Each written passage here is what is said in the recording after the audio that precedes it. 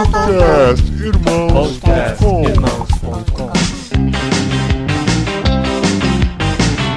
Olá, pessoas! Podcastirmãos.com entrando no ar. Estamos aqui no Encontro de Líderes do JV, Jovens na Verdade, com Marcos Botelho. Opa, e aí, pessoal? Um dos melhores encontros de líderes há 11 anos. Não, que 11? 14 anos fazendo. Um dos melhores. Encontrando. Por quê? Porque nós temos esse aquário aqui, Marcos. Quais foram descontados? O aquário? Né? O aquário é uma parceria dos jovens, da Missão Jovens da Verdade. Com o Expresso Ação. Irmãos.com e Expresso Ação, cara. É isso aí, a gente tá aí de novo. Muito bom. E o Simval Júnior aqui do Expresso Ação com a gente. Vamos chamar de Júnior. Muito bom. E hoje a gente tem o prazer de receber de novo no nosso podcast, desde 2009, quando gravamos pela primeira vez, Ricardo Agreste. Eu sou café pequeno no meio dessa turma aqui. A humildade dele. Humildade. Ele tem 3 objetivos na vida: humildade. Não, eu tenho um outro: encontrar os 10 homens mais humildes do mundo. Só falta encontrar os outros 8, porque eu e você a gente já encontrei. E da outra vez que nós gravamos, o Marquinhos estava junto também lá no Semesp em 2009, gravamos sobre pós-modernidade com o Ricardo. E eu estava aqui discutindo com o Júnior sobre o que nós gravaríamos hoje, pensamos em alguns temas. Aí ouvimos a mensagem dele e falamos, não tem como fugir dessa vibe da pós-modernidade, né? De discutir, tentar entender essa geração que nós temos hoje, que é a geração que se acha. Pronto. Na verdade, você se inspirou na matéria da revista Época, que era uma coisa assim. A revista Época, ela lançou essa reportagem de capa intitulada Eu Me Acho.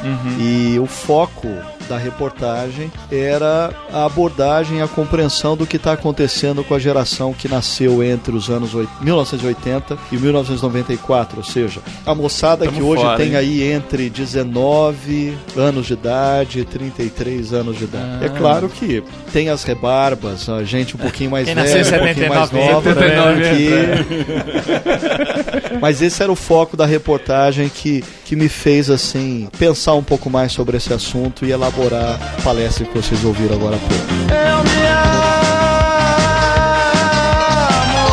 não posso mais viver sem mim. Eu me amo,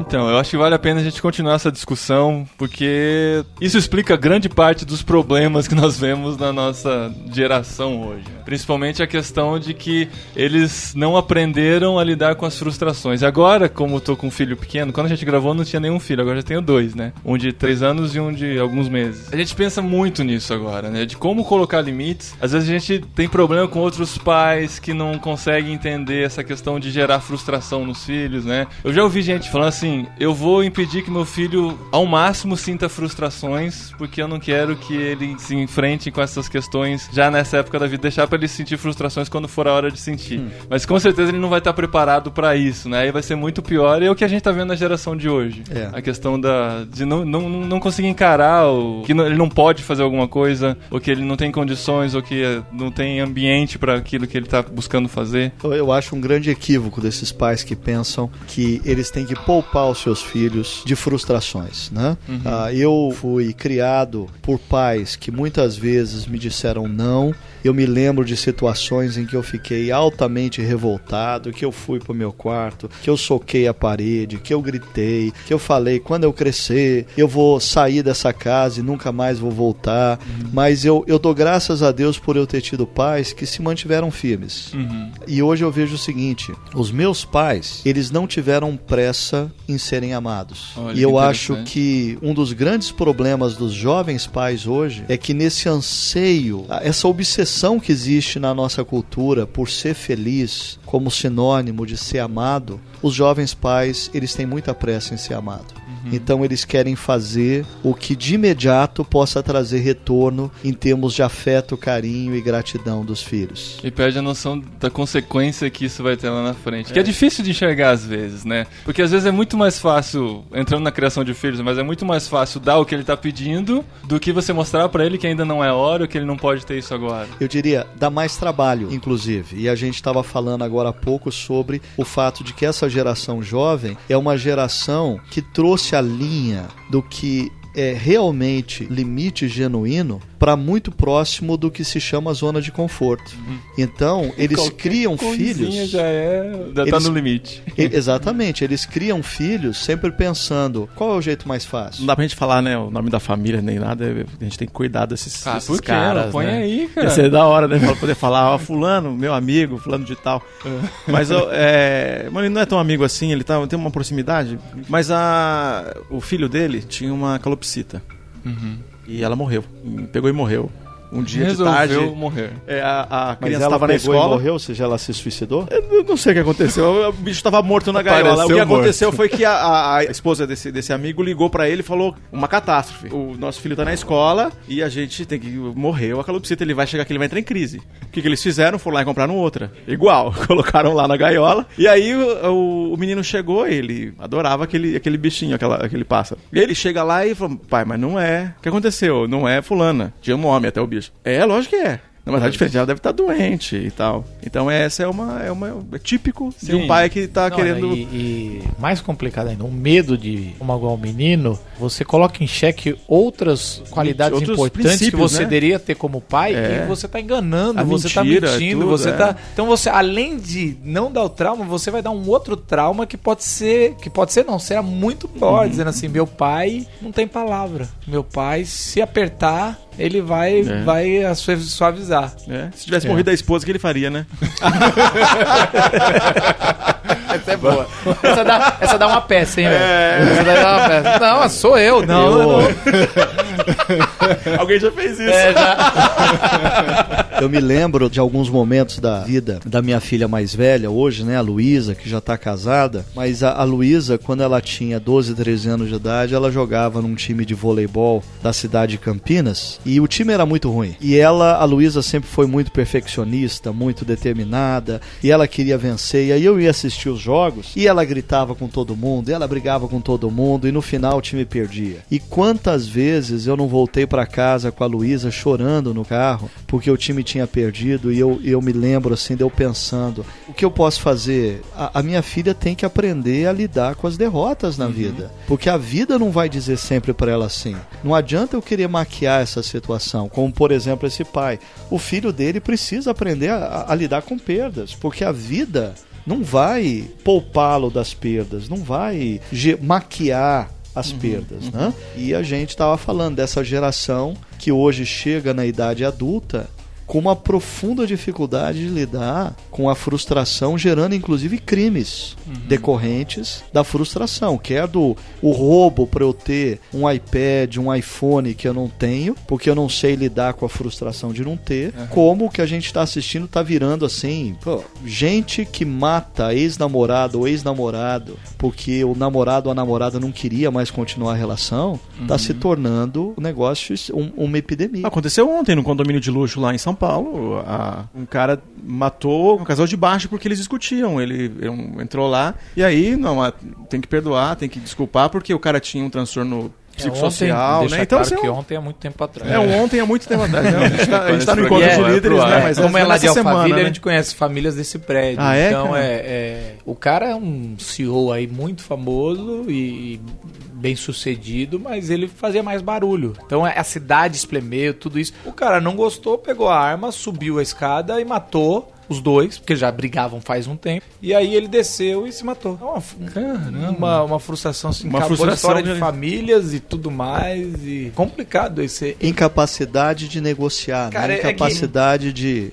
Mas e é muito engraçado isso, eu como pastor de jovens, como os pais lidam com isso. Eles me ligam, olha, aconteceu isso, você precisa ir lá na minha casa conversar. E assim, às vezes eu fico pensando assim, cara, na minha infância isso aí era fichinha, né? E agora eu tenho que ter um pastor que vai lá e falar que tá tudo bem, e a gente vai orar, isso aí vai mudar. Às vezes não vai mudar.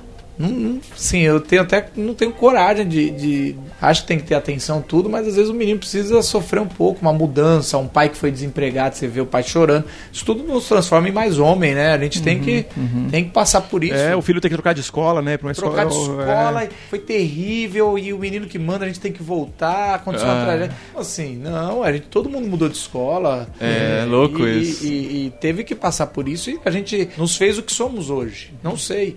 Até mesmo a discussão, não é uma discussão assim, mas sobre a discussão sobre disciplinar o filho, se é com vara, com cinta, chinelo, ou só ficar colocando no canto, ou não disciplinar. Será que o Estado pode dizer isso pra gente? O que eles estão fazendo? Como é que a gente vai me ensinar a disciplinar o meu filho? É estranho isso. O Estado é fruto dessa reflexão mesmo. O Estado tá falando isso porque ele já tá prevendo que a próxima geração não pode ser frustrada. Então, ele já tá dizendo como é que você trata... Eu acho que tudo, o Estado, a atual geração de pais, a geração que vem aí de filhos. Nós vivemos hoje numa cultura ocidental subjugada por um lema, que é a felicidade. Uma das propagandas que estão aí na televisão hoje em dia é a propaganda que levanta a pergunta: o que faz você feliz?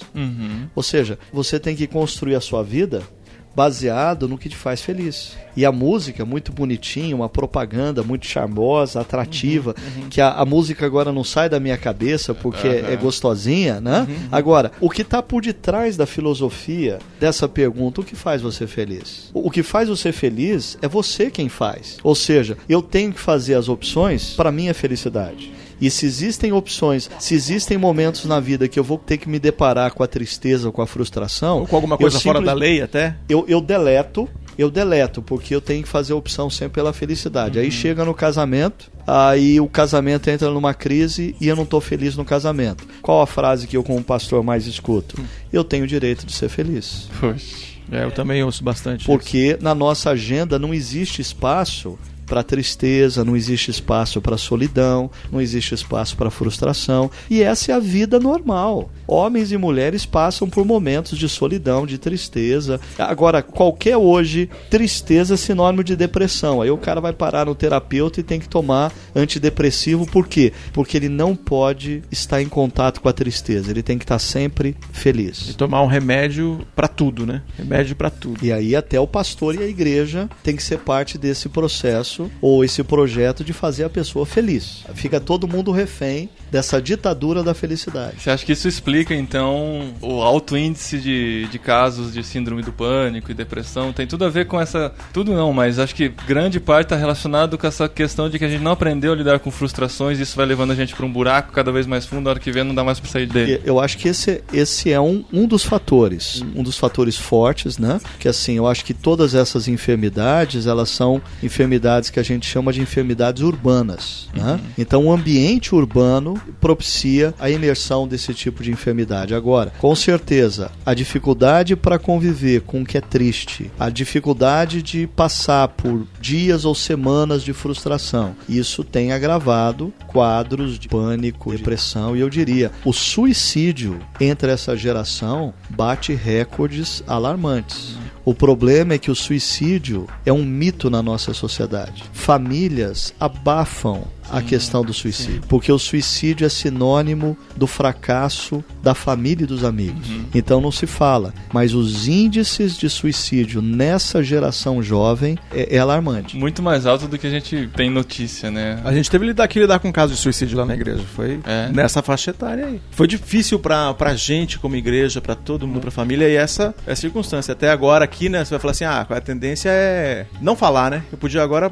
dar um bypass nesse assunto aqui e não tocar nisso. Mas como igreja isso foi tão bem conversado que é um assunto real. No final de semana passado em Campinas, uma jovem de 19 anos de idade, conhecida por muitos, que o pessoal dizia, olha, ela é linda, filha de uma família altamente rica, simplesmente deu um tiro na cabeça porque o namorado terminou o namoro com ela. Mas é o fim do mundo mesmo, né? Quando termina um namoro.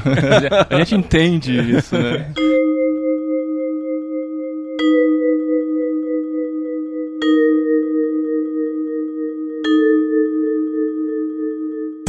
Cara, me fala um negócio que a gente tem discutido muito e eu e o Simval, Irmãos.com, trabalham muito com as mídias sociais, as redes sociais e tudo. No que você acha que as redes sociais, blogs, Facebook, Twitter e tudo mais aí, vlogs, colaboram para potencializar isso nessa geração? Porque temos 20 anos só de internet aqui, né? E talvez 10 anos de internet verdadeiramente na cultura brasileira, ainda na elite. Talvez ainda tem gente que ainda nem entrou ainda nesse mundo ainda. 15 anos de Irmãos.com é importante 15 citar. Anos mais do que os 10 anos da internet. Mais anos de 10 anos. Eles faziam um programa para ninguém ouvir, só para eles ouvirem, porque o pessoal não tinha programa, ainda tinha só o site, né? Mas o que isso ajuda para... Bom, eu acho que a gente precisa entender que não necessariamente a gente não está julgando a ferramenta em si, mas o uso que se dá à ferramenta. Sim. Né? E o uso que passou a se dar à ferramenta internet, principalmente com o advento das redes sociais, foi a democratização do Big Brother. Exato. As celebridades agora não estão só na televisão ou no rádio, mais antigamente. E existe um perigo maior ainda. Como você se torna uma celebridade na internet? Você precisa estar constantemente se expondo e da maneira talvez mais controversa possível. Sim. Quanto mais fora do padrão você for, mais as pessoas vão te ler, vão te ouvir, vão te ver, e isso vai gerando uma armadilha perigosa para gente que lida com, por exemplo, a formação espiritual de adolescentes e jovens. Né? Quando você para pensar que o modelo de formação espiritual que a palavra de Deus nos apresenta lá no Antigo Testamento era repetir a lei, quem vai fazer sucesso nas redes sociais? Repetindo a lei, repetindo as mesmas coisas. Você tem que estar sempre inovando. Né? Agora, eu acho que o maior problema e o desafio que nós temos como comunicadores, como pessoas responsáveis pelo uso, é esclarecer e elucidar o quanto essas novas mídias tornaram exacerbada essa questão do narcisismo. Do eu colocar, eu tô no centro, e o que você falou, eu sou a celebridade e eu quero ser seguido, eu quero ser notado. Isso se tornou uma enfermidade social. E essa motivação, né, de que faz as pessoas fazerem coisas na internet, às vezes, e começarem um vlog vestido de palhaço, usando um bigode e tudo mais. Vamos mudar de assunto, vai. Não, mas claro que não é o caso. Não sei se é o caso, o Marcos vai falar por ele. Lógico que é. Você sabe do que eu vou falar. Mas a motivação já sei que é. Culpa é minha. A motivação de estar na mídia, de ser reconhecido, sabe? Não necessariamente de oferecer um conteúdo relevante, que geralmente não traz muita visibilidade, um conteúdo relevante. Essa motivação de que eu quero ser uma celebridade, eu quero ser reconhecido, eu quero que as pessoas vejam o meu trabalho. É a motivação que faz as pessoas irem pro Big Brother, a gente acabou de falar. As pessoas estão lá para serem vistas e depois conseguirem algum contrato depois. Isso a internet viabilizou de forma inacreditável. Um cara de 15 anos com uma webcam no quarto dele pode ficar famoso no Brasil inteiro. E parece que tá todo mundo buscando isso, Tá todo mundo buscando isso. E essas pessoas, às vezes, não estão preparadas para esse tipo de visibilidade e não conseguem lidar com o fato de que são conhecidas. E, isso vai gerar mais problemas, mais frustrações. E pior, a personalidade que você cria na internet é um avatar. É uma projeção. E, assim, como toda pessoa que começa a desenvolver essa relação enferma com essa coisa da celebridade, ou seja, ele projeta uma personalidade, cria uma personalidade. E começa a acreditar nela. E com o passar do tempo, ele não sabe mais quem ele é. Quem ele é de verdade. E o que acontece é adolescentes e jovens passando muito mais tempo na internet do que nas relações humanas normais. Por quê? Porque lá ele é o ideal dele, né? Lá ele é o ideal. E ele não consegue lidar com quem ele é no real e da maneira como as pessoas tratam ele na vida real. Exato. Isso é normal. Às vezes eu confesso que eu me pego me sentindo assim, poxa, é mais legal eu estar aqui porque as pessoas conhecem só uma parte de mim, entendeu? E quando eu tenho que me relacionar com pessoas, eles descobrem que eu não sou só aquilo que eu tô exposto na mídia, né? É a visão distorcida que a gente tem de nós mesmos. E isso que você está falando, por exemplo, qualquer pessoa que tem algum tipo de visibilidade enfrenta. Eu, por muitos anos, eu sempre citei o seguinte exemplo. Eu sou convidado para falar numa conferência com 5.000 pessoas, como sábado passado. Aí eu chego, na porta tem alguém me esperando, me chama pelo nome. Eu nunca vi a pessoa na vida, mas ela me conhece, e ela pergunta se eu quero um cafezinho, e ela me leva até a sala com ar-condicionado, e ela pergunta se eu estou precisando de alguma coisa, e eles me hospedam num hotel 4 estrelas, e eles pagam passagem de avião, e eu me sinto o máximo. Aí eu volto para casa. E eu entro em casa, e em casa eu sou... mais um. Eu sou mais um. Os meus filhos não me tratam como uma celebridade, nem muito menos a minha esposa. Né? E por que algumas pessoas acabam, muitas vezes, entrando num processo de até separação do mundo real da família? Porque começam a gostar de se relacionar com a persona e não com a pessoa. Agora, o que eu estou falando que acontece comigo e com outros se tornou um processo democrático e popular. Um adolescente de 15 anos de idade, na mídia, ele sente isso. Ele é um sucesso na rede, mas ele não é um sucesso na escola entre os amigos do mundo real. E ele começa a abortar a relação real para viver a relação ideal. E ele começa a conviver com a persona dele, não com a pessoa dele. Alguém disse que ser famoso nas redes sociais é igual ser rico no banco imobiliário, né? Não significa nada de fato. Mas você sabe que eu posso falar o nome porque ele fez um programa sobre isso, mas um dos maiores nomes que a gente tem é o PC Siqueira, é um rapaz vesgo e assim, ele foi muito subjugado na vida real e ele recorreu à internet. Hoje ele é um dos maiores fenômenos na internet, o que ele fala tem milhares de pessoas que seguem. E aí ele ficou um tempo atrás aí, uns 3 meses, 4 sem publicar nada, e ele falou, eu entrei numa depressão, porque eu achei que o mundo... ele falando assim, peguei algumas meninas, não sei o quê, porque o mundo eu quis só correr pra internet. Então, assim, a gente vê que começa até a respingar nos próprios ouvintes que não dá pra aguentar muito tempo, que é esse negócio da super... Você tá começando a ser... Superexposição? Superexposição e vai sendo... Eu, por exemplo, eu comecei a entrar, eu acho que eu sou um dos caras que estão sendo muito contaminados, né? A gente vai. Então eu comecei a criar regras pra mim. Chegar no gabinete pastoral e não ligar o laptop até meio-dia. Escrever o que eu tenho que escrever. Depois do meio-dia à meia-noite é só laptop. Aí depois não tem nem esposa da atenção. Mas aí mas o que acontece? Você às vezes tinha que anotar as coisas no papel, tudo, né? Mas era poder ler, poder fazer um devocional, poder dar uma parada pra saber que senão complicado. Uma coisa que aconteceu essa semana. O Marco do Expressação tentando ligar pra você e o telefone dele não estava registrado no teu aparelho e você não atendia. Eu não atendo. Era um outro cuidado, né? Eu não atendo se eu não conheço. Muito difícil atender, porque eu cometi um erro na minha vida. Eu tinha posto até pouco tempo atrás meu celular na assinatura do e-mail. E, cara, é um inferno. Então é muito difícil atender grande erro. Alguém que eu não tenha registrado. Então ele ele mandou um torpedo, sou eu. Eu falei, então desculpa, então manda que eu atendo. Então tá aí a dica. Se você quiser falar com o Marcos, você apresenta. Mas hoje a gente tem que criar senão a gente fica escravo do celular. E aí você resvalou numa outra coisa que eu acho que é um bom exercício que a gente precisaria resgatar. A gente passa a valorizar os relacionamentos humanos quando a gente determina uma regra simples. Quem está diante de mim tem prioridade. Isso. Ou seja, quem me acessa por celular, desculpa, mas vai esperar. Quem é de carne, pele e osso e está diante de mim, esse merece todo o respeito, toda a consideração, toda a reverência nesse momento. Mas eu acho que, por exemplo, nos meus estudos aí, a geração mais velha de você pra cima, Ricardo, é que tem problema de não atender o celular.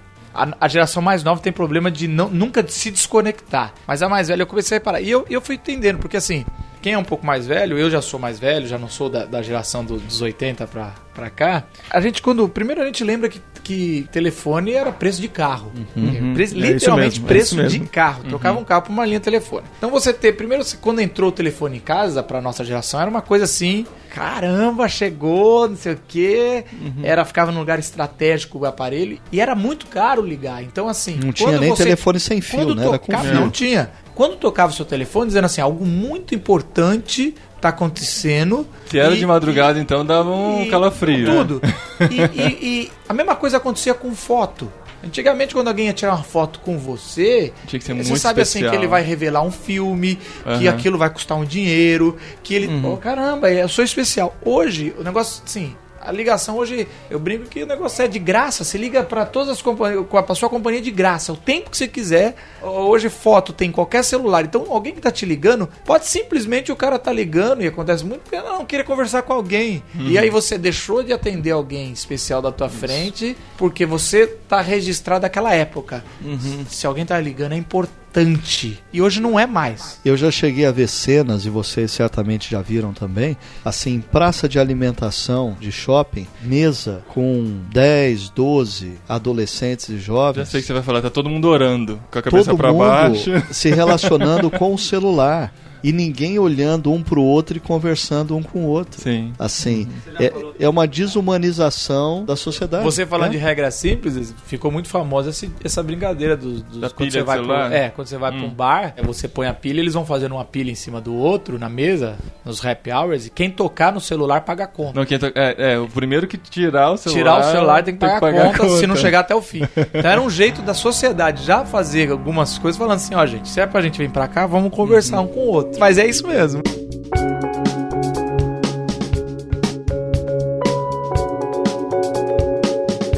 A gente tá falando de uma geração, mas a gente tem que pastorear essa turma aí. Então, esse desafio para lidar com essa geração narcisista, porque ao mesmo tempo a gente é vítima disso, porque a gente também, como humano que somos, isso toca a gente também, mas a gente tá buscando esse discernimento porque a gente tem que liderar esses caras. Um dos problemas que eu vejo, né, e a gente abordar e conversar com essa geração, por conta de não ter enfrentado frustrações, muitas vezes, é você conseguir fazer com que ele lide com as críticas. É uma geração que não sabe lidar com críticas por causa dessa persona criada no mundo virtual, por causa de não ter limites ou porque se magoou muito fácil por muita coisa. E como abordar e como trabalhar com essa geração? Como que você tem trabalhado com as pessoas que você tem treinado e trazido pra perto? Antes da gente lidar com essa geração, a gente tem que lidar com a gente mesmo, né? Porque, bem ou mal, todas essas características, essas coisas respingam na gente. Nós somos parte de muito dessa cultura que a gente está criticando aqui.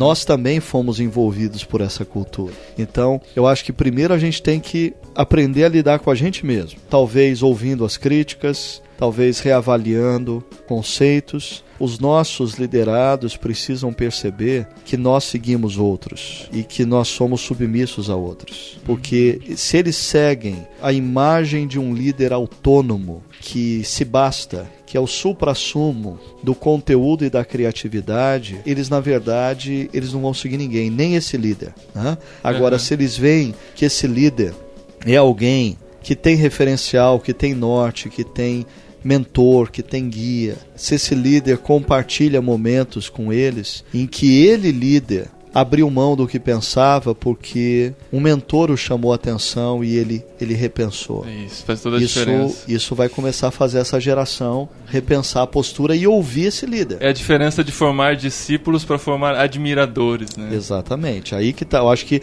foi legal você ter citado isso, fazendo o link. As redes sociais, elas têm uma grande propensão a criar uma onda de admiradores.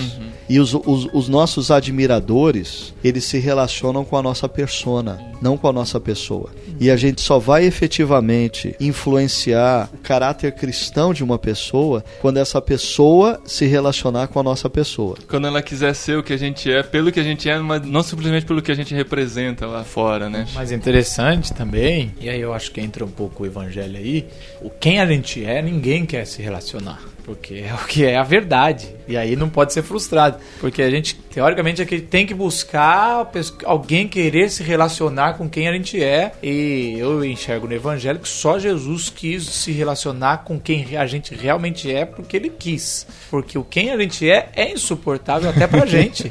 Mas talvez, Marco, você tocou no ponto agora que seja a grande libertação que o evangelho pode oferecer para essa geração. Porque essa geração se tornou refém do seu avatar. Essa geração se tornou refém da sua persona. E essa geração precisa ouvir que Deus não ama o avatar. Deus não ama a persona. Deus ama a pessoa, como ela é, com as suas limitações. Jesus morreu naquela cruz por causa da pessoa. E talvez esse seja um elemento libertador do evangelho para essa geração. Verdade, verdade. E a gente começar em comunidades cristãs, libertar esses adolescentes e jovens para se relacionar um com o outro a partir do que eles são como pessoa. Eles podem se libertar do avatar ou da persona, porque Deus ama a pessoa. Eu acho que você tocou num ponto que a gente precisava pensar mais profundamente, mas pode ser o ponto libertador que o evangelho traz para essa geração. Eu penso assim, principalmente quando eu leio o evangelho de Marcos, é isso mesmo. A resistência da proposta de Jesus era dos religiosos, porque a religião ou a religiosidade vai sempre desembocar num seguinte: eu preciso fingir no personagem. Porque a internet hoje, ou as redes sociais, é uma potencialização do que a religião sempre foi. Seja um personagem, seja um fariseu, se quiser usar outra palavra, porque assim Deus vai se agradar e todo mundo vai se relacionar melhor. E Jesus vai bater tão forte sobre esse negócio da aparência, do orar em pé lá na frente, do parecer, do dar o dízimo, de fazer coisas boas só para se aparecer, que a gente se questiona, que é a potencialização. O Facebook, a internet, acabou virando o lugar onde cria os fariseus, né? A religião é um instrumento humano de redenção, de autorredenção. O que acontece hoje na criação da minha persona, do meu avatar, não deixa de ser um projeto de autorredenção. É eu tentando por mim mesmo me redimir para eu ser amado. Eu tentando por mim mesmo conquistar o mérito para ser amado por alguém. E a espiritualidade vai na contramão de tudo isso. É a descoberta que você não precisa fazer nada para ser amado. Você é amado. E você é amado no que você é. Com as suas limitações, com os seus defeitos, com as suas impotências. E isso, para mim, é o início da libertação. Ricardo, você mencionou lá atrás que a gente precisa de pessoas que a gente possa se espelhar, pessoas que possam nos acompanhar, pessoas que estão à frente da gente na caminhada. Mas como encontrar essas pessoas? Existe um fenômeno nas gerações novas que é o seguinte, né? Está provado cientificamente que as gerações mais novas, elas tendem a serem mais altas do que as gerações anteriores, fisicamente. Mas no aspecto do acúmulo intelectual, também é fato de que gerações mais novas tendem a terem à disposição o conhecimento mais do que a geração anterior. A própria internet hoje... A oferta de conhecimento, né? O que há 30 anos atrás um adolescente tinha à disposição na Barça ou na enciclopédia britânica, se a família dele tivesse isso, hoje um adolescente tem no Google. O mundo é para os autodidatas e para os que têm foco. Se o cara tiver essas duas qualidades, vai... O que eu acho que a gente precisa descobrir nesse processo da submissão é que sabedoria não é a mesma coisa que conhecimento. Talvez a geração mais jovem tenha até mais conhecimento do que os pais, do que os pastores atuais, principalmente no assunto relacionado à tecnologia. Eu tenho um telefone que eu sei usar 5% dele. A minha filha de 15 anos pega, em 5 minutos ela faz coisas que eu digo, mas eu não sabia que estava aqui. Né? Agora, a gente precisa desassociar conhecimento de sabedoria. Nós não temos a sabedoria que aqueles que viveram mais do que a gente tem. E nós precisamos nos submeter a eles buscando a sabedoria. Se a base da relação com os mais velhos for o conhecimento, a gente vai se frustrar. Mas a base da relação com eles é a busca por sabedoria. Mas uma coisa, Agreste, é que toda a pedagogia que a gente chegou até aqui, eles não tinham sacado isso. Então eles nos ensinaram você, ensinaram a mim, que conhecimento é o melhor. Então o professor, ele tinha que ter conhecimento. Às vezes não tinha sabedoria nenhuma, no sentido de vários sentidos da vida. Então a geração cresceu hoje que conhecimento era mais importante que sabedoria. Quando se inverteu, que o pessoal começou a perceber que um moleque de 7 anos conseguia isso nas empresas, eu vejo isso em bancos, os meninos de 30 anos estão virando diretores e o banco está demitindo a turma de 50. E aí quando falou, conhecimento é bacana, é importante, mas gente, tem algo tá errado aí, né? E que eu acho que essa é a ideia, a sabedoria, que se demora muito mais, é a coisa. Mas assim, esse quebrar não é um quebrar só dessa geração, é da outra também. A gente foi educado assim, né? Se passa no vestibular, não é o sábio, é o que conhece mesmo. E esse é o critério pedagógico. E até essa geração que você falou, que está chegando à diretoria de empresa aos 30 anos de idade, sociedade, é uma geração que tem sido estimulada a serem espertos, a serem ágeis. Eles precisam ser velozes. Eu diria, eu uso a seguinte metáfora, né? Eles são velocistas. E a sabedoria pertence a maratonistas. E o velocista é tudo estiloso, não sei se você já viu. Eles têm que ter uma marquinha, aquele óculos escurão. Esses velocistas, eles tem que fazer toda a média, porque na verdade... Mas o velocista tem vida curta.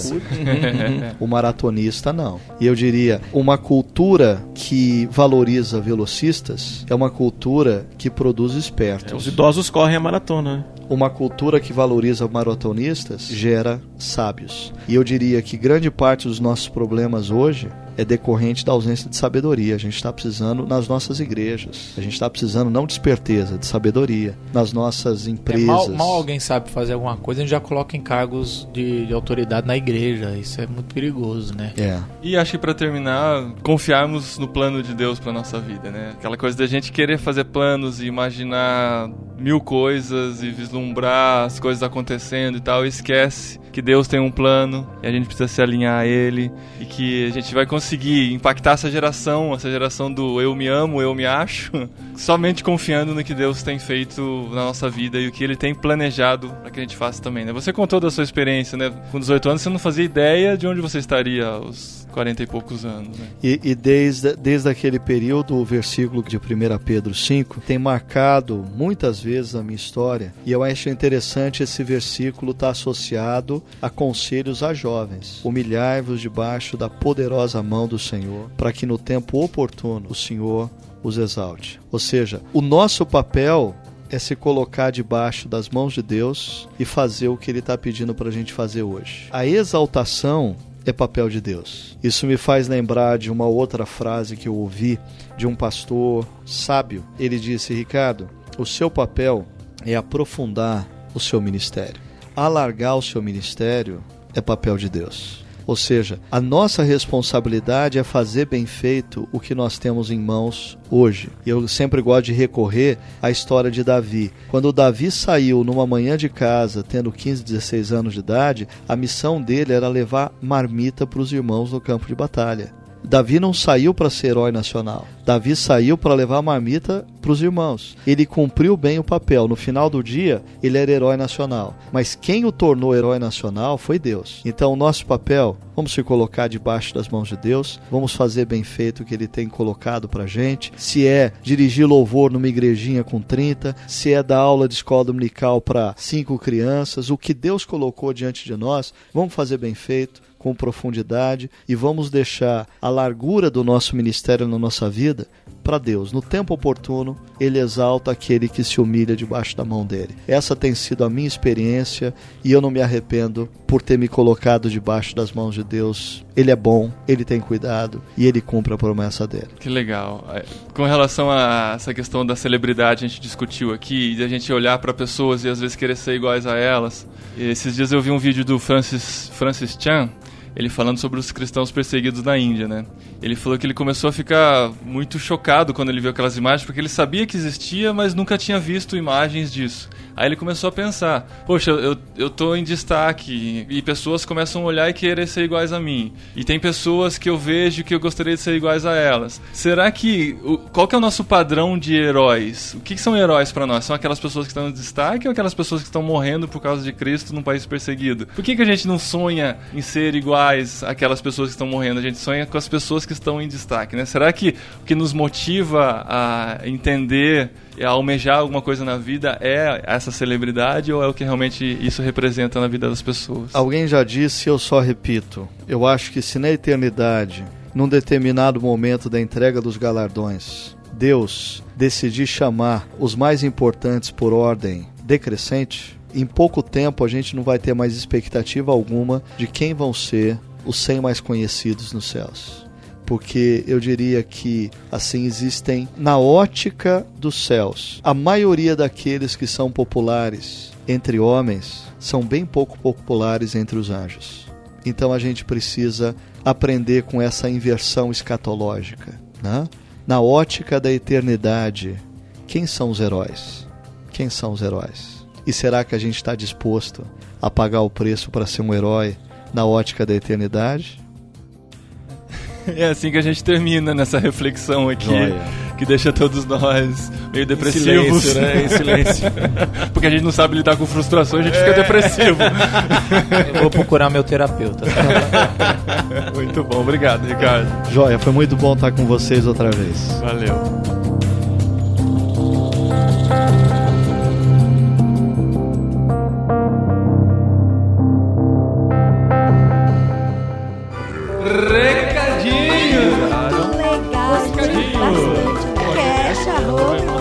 No programa anterior. Muito obrigado.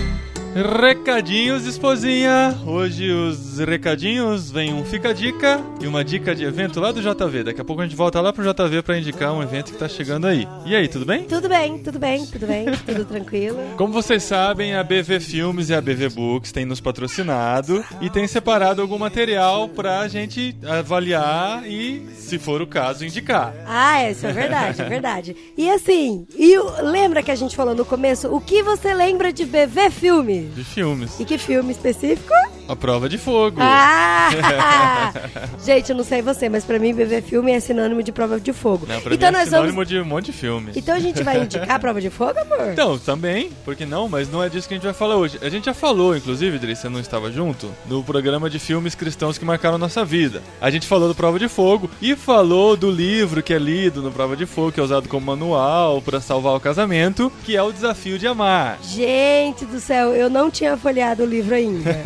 Mas é muito legal. É legal muito mesmo. Show. A gente acaba criando um preconceito vendo casais que talvez tentaram fazer esse desafio de amar e não deram certo e tal. E a gente cria o preconceito achando que a coisa é uma formulinha pro casamento dar certo. Achei que é 2 ovos, meio copo de óleo, né? Trigo, mexe bem, bate e sirva à vontade. Não é assim. O Desafio de Amar é um livro muito legal porque ele faz devocionais pra você repensar o seu relacionamento e trabalhar no seu casamento. Então, é porque assim, uma coisa que eu acho interessante é que hoje em dia tem muitos casais se divorciando. Isso é interessante. Por quê? Tá. Não, por que o dado interessante é o seguinte, porque as pessoas estão trazendo o casamento como uma coisa enfadonha, uma coisa chata, um fardo mesmo. E assim, Deus, ele criou um casamento pra ser algo bom, pra acabar com a nossa solidão, pra multiplicar nossa eficiência, pra gente construir famílias, não viver sozinho, curtir a vida. Não é muito mais legal quando, por exemplo, você vai fazer um passeio com uma pessoa que você gosta muito do que fazer um passeio sozinho? E aí o livro, ele faz com que você redescubra o prazer do casamento, o prazer da companhia da outra pessoa. No programa que vocês acabaram de ouvir agora, o Ricardo Agreste falou exatamente sobre por que as pessoas muitas vezes acabam se divorciando, porque elas buscam a felicidade própria, né, do seu o egoísmo, né? E não conseguem entender que casamento é um relacionamento em que todos têm que sair ganhando. Mas o que eu acho mais estranho nesse livro e que eu achei que dá certo, que funciona, que a gente já viu, é que pra você ser feliz, você primeiro tem que agradar o outro. E é legal porque você acaba se descobrindo muito realizando os desafios. Porque o livro é assim, são 40 dias... que é pra você fazer cada dia um. Não é pra você fazer o primeiro e vai cumprir a missão do primeiro lá pelo 3º dia. Porque no final de cada devocional tem um desafio. Isso. E o desafio é você cumprir o desafio. Então, o mais legal é que você faça de manhã, porque daí você tem o dia inteiro pra cumprir o desafio. Senão fica muito corrido. Então, no fim do dia. E é legal a pessoa viver de desafios, assim. Então é isso aí, o Desafio de Amar. Quebrem esse preconceito, deem uma folhada. E façam, né? Você que já tá namorando, acho que é mais pra casal. Tem coisa que é bem pra casados mesmo, né? Que é bem específico. Mas eu queria terminar, esposinha, perguntando pra você que dia que você está do Desafio de Amar? Você não percebeu, assim, mudanças? Eu sei que o primeiro dia é não reclame de nada. Então acho que nem no primeiro você tá hoje. Não, mas, gente, pra mim não conta porque eu não tô dormindo direito. Mas fica aí, se você quer tentar o Desafio de Amar da BV Books, link aí no post. E vamos lá pro JV pro segundo recadinho do dia, da noite, de quando você estiver ouvindo.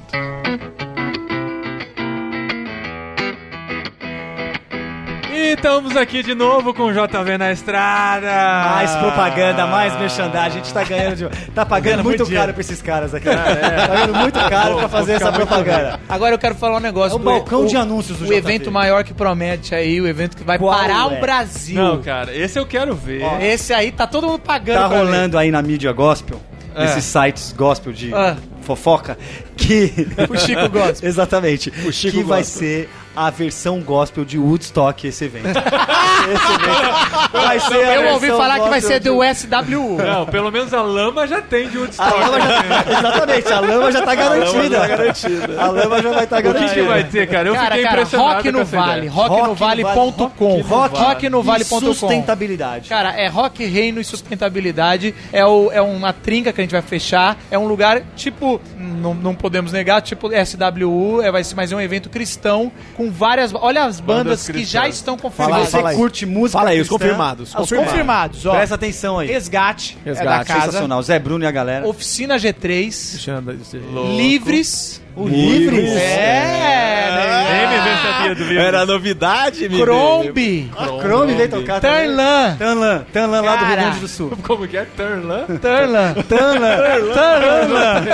É que, desculpa, o Marcos tem a língua presa de vez em quando. Ele não consegue falar entendeu? Aí, Cara, e uma desconto banda nele. internacional que a gente vai trazer pela sei. primeira vez no Brasil. É Gangor. Banda Gangor. Banda É uma Gangor. banda muito boa. Pode procurar no YouTube. Não, a galera Muito que tá fera. ouvindo com certeza conhece. Cara. Eu tô meio desatualizado. Qual é a data do evento, Marcos? A data é 6, 7 e 8 de Dezembro desse ano, e a 2013. compra é um pouco diferente dos eventos. A compra é ingresso via PayPal online. Que Então isso. entra no rocknovale.com que os ingressos já estão vendendo e a gente vai juntar 1.000 pessoas no JV. JV vai São só 1.000 vai, pessoas. Hã? São só 1.000 pessoas. Ah, por enquanto, assim, a gente não conseguiria nem 1.000, né? 1.000 já são assim, mas são Já é só um sucesso. 600 pessoas dormindo, 400 em dormitórios, 200 em barraca, o resto é bate-volta. Bate-volta. Então se você tá em outro Arujá estado fica do Brasil, 30, você já fecha Corre a caravana já. pra vir Ou ficar. então vai ter que ficar no hotel de Arujá. Sem Pode contar ter que a gente inscrição logo. indica também 5 hotéis em Arujá, que a gente já tá fazendo uma parceria pra lotar todos os hotéis também. Todos os hotéis Então, que existem em Arujá. São né? cinco, São são cinco. cinco. Com 3 quartos cada um. Cabe mais ou menos umas 300 pessoas. Cara, lá. quem não Legal. sabe, a gente sempre divulga o JV aqui. Onde fica JV? Onde fica Arujá? Arujá fica a 45 minutos de São Paulo. 32 quilômetros de São 32 Paulo. Na Dutra, Exatamente. né, no Dutra, caminho rapidinho. pro São Rio de Janeiro. 32 quilômetros de Dutra saindo da Marginal, 20 quilômetro 199 da Dutra. 22 quilômetros de Guarulhos, aeroporto. Se você Exatamente. vier de aeroporto, você pega Exatamente. o busão e vem pra cá. Da hora, cara. Cara, Fecha é um a evento. sua caravana, venha acampar com a gente. Parceria com Expresso Ação. É Estamos verdade, aí na a gente tá parceria junto aí e, nesse e evento. muitos E outros. Irmãos.com? Irmãos.com. Vai ter aquário? Opa, vai ter Pode ter tudo, o que velho. quiser aqui. Júnior, Simval Júnior. Vamos ver, descobriremos. Vamos ver. No decorrer do Depende da período. repercussão. Não, cara, Descobriremos mas no decorrer do período. é o Provavelmente, evento, provavelmente. É um dos maiores eventos aí que a gente já... É o maior evento que a gente já se propôs a fazer. E tem muita gente envolvida. Muita gente Legal, envolvida. Vai ser gigante.